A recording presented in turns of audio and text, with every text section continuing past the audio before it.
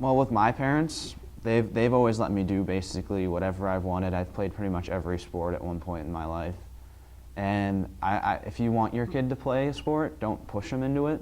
Because I know my friends who have been forced or pushed really hard in sports and they just lost heart in it. One of my friends was probably one of the best hockey players I've ever seen, and his parents pushed him too hard and he quit. So I would say not push them. Give them a little like nudge, like say, do you want to try this or whatever. If they say no, they don't want to do it.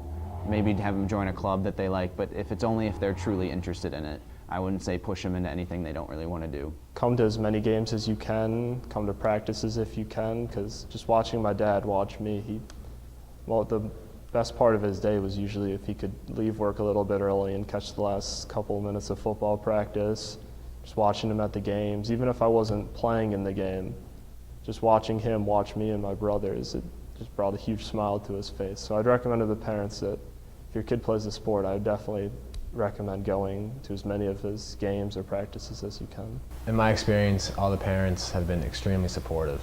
You know, my parents they're always there for me. They're my #1 fans, and you know, they're always driving me places and you know, doing whatever I need them to do for me.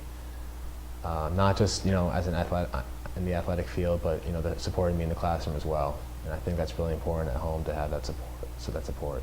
My father's actually one of the biggest supporters I've ever had in my life, because he hasn't missed a football game since Pee Wee football, and I can always find him in the stands on the top bleacher, or he's in the chain gang for varsity football. But the support that he's given me throughout my years at McQuaid has truly helped me succeed in every way by offering his time for me, to getting me to practice, picking me up at 9 o'clock, 10 o'clock, or dropping me off at 7 in the morning to beat the heat with Dan Bates.